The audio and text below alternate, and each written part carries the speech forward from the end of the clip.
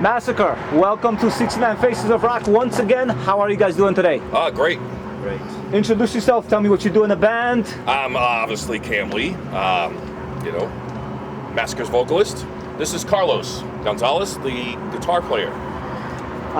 Kam, how did you go about rebuilding the band after the Chicago shakeup?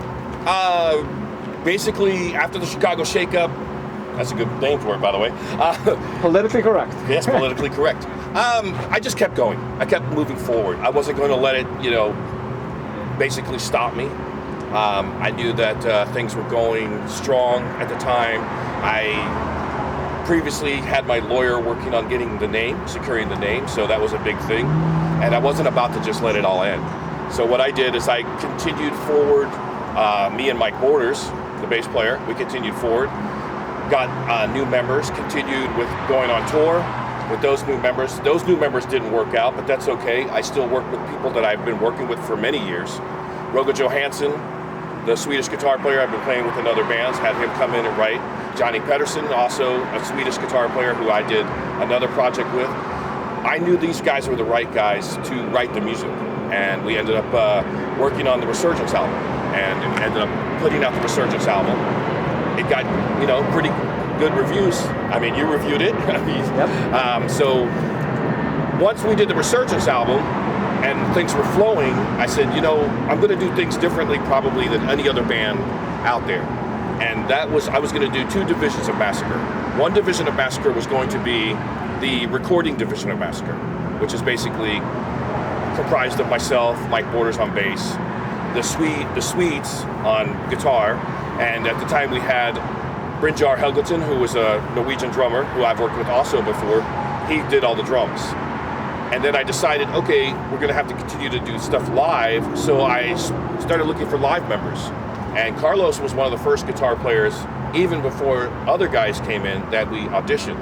And I was really impressed with Carlos. And I said, once we went through different lineup changes, we said, okay, this is going to be the live lineup. I again reached out to him and had him come back in, and he's been ever since the live guitar player, ever since. And then we also knew we needed somebody I could rely on locally that I could trust to be, bring the music. And I got two guys I knew from Druid Lord, the band Druid Lord from Florida.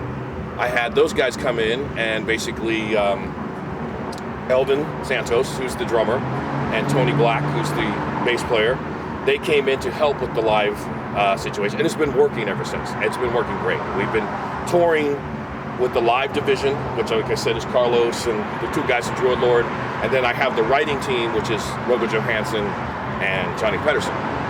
Carlos, what's your take on being part of this madness? Well, one, I'm honored, and it's a hell of a ride. Working with him it's been awesome. I don't have no complaints at all. Kam, in general, is there more harmony within the band now? I think so. I think so because these guys know that there's a certain kind of legacy that the band has to adhere to, obviously. And there's also sort of like, an understanding that there's an aesthetic to the band, and we're sticking to that basically old school death metal aesthetic. And I've got guys now that I feel know that, understand that, respect the band's legacy, respect the band's, and I guess respect me. Well, of course, we try to bring to the fan what they actually fall in love with, that old sound, from Massacre. You mentioned a little bit about Resurgence. How was this album put together? Okay, well, basically, Resurgence is done, like I said, with Roga and Johnny. And how I work on stuff now is Roga and Johnny will write material to me. We do everything. It's a modern world, so everything is done through file sharing. They live in Sweden. They will write riffs for me, usually send riffs. We'll go over the riffs together. We'll basically talk about it, discuss how things should go. Once everything is structured, then we begin putting the songs together where Johnny programs drums because he's great at that kind of stuff too because he's got studio experience, and he'll program some drums. So we'll demo everything that way. Once we have everything like written that way and structured out, then we'll have leads put in, and of course vocals put in that way. And then whatever works and fits, you know, and then we also send stuff to Mike. Mike Waters puts the bass parts in, and it just works like this. It works perfect. I've been doing this since 2007 with Roga, so it works for me. Considering your legacy, how was the album received? I think the album was received rather well, actually better than I thought. I mean, I was actually, when I started seeing reviews and people said stuff like, and this is not me saying this is me quoting reviews. When I began seeing reviews and people said a perfect, you know, resurgence and a perfect pickup from Beyond, I knew we hit it right. I knew we did something right. Were you able to play any shows, any tours for that? Oh yeah, we've definitely, this is all we've been doing. You'll hear some songs tomorrow from the album, as well as new songs and old classics. You follow Resurgence with the Mythos EP. Yes. Tell me about that.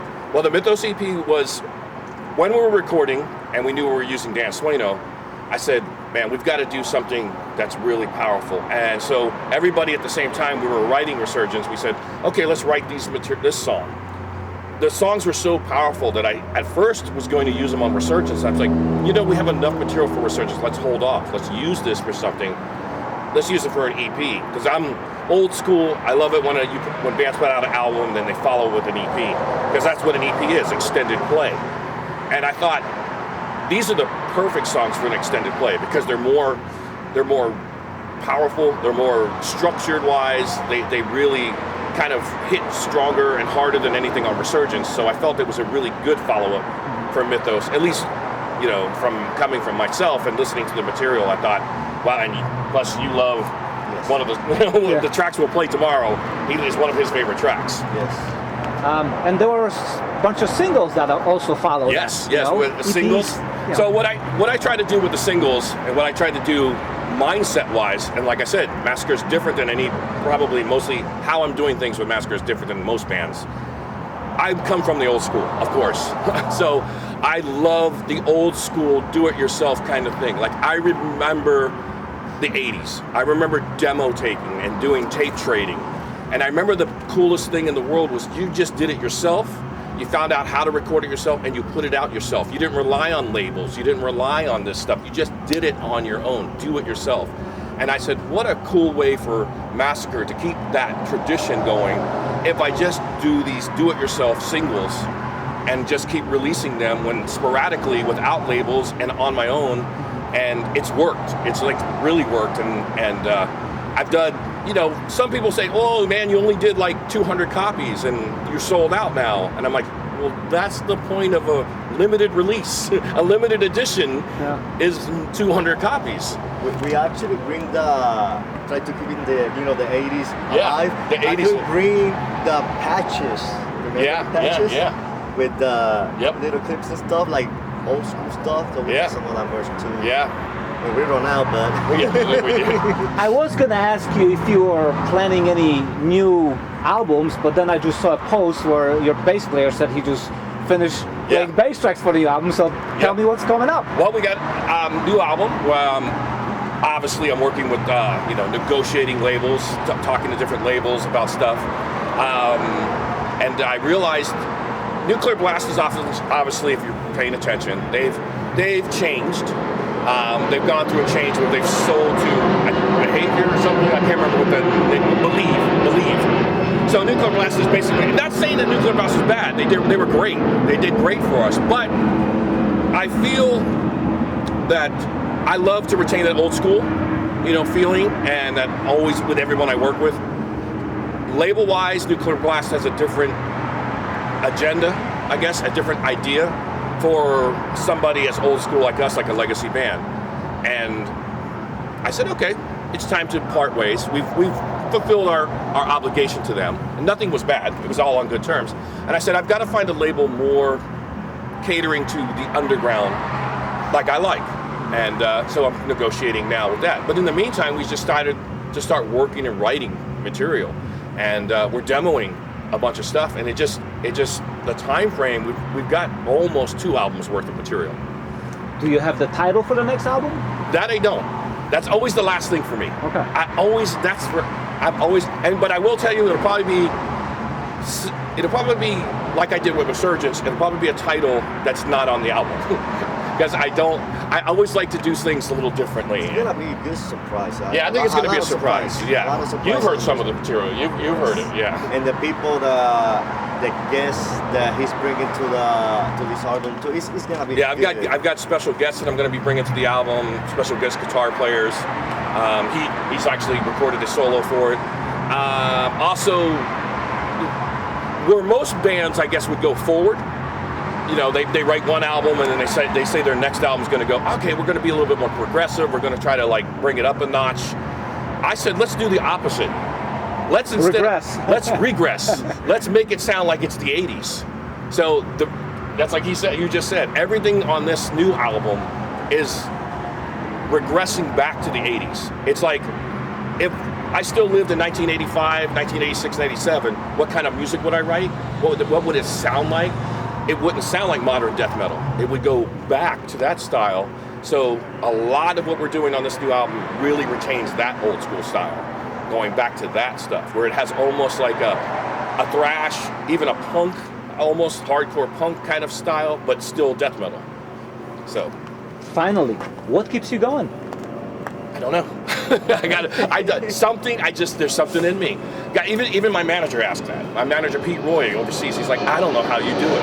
He's like, all the stuff you go through, all the shit you go through, and all the stuff, all the smear campaigns and all that stuff. And I said, you know what, I'm not gonna let them defeat me, because that's what they want to do. If they tell the world that I'm shit and I just get frustrated and give up, they win. And I'm not about to let them win. So as long as I still breathe, and I still live, I'm gonna continue to do what I do. And I like doing it. I enjoy it. It's fun for me. I've always told these guys, if it's not fun for me anymore, that's when I give up. That's when I'll walk away. Thank you. Okay.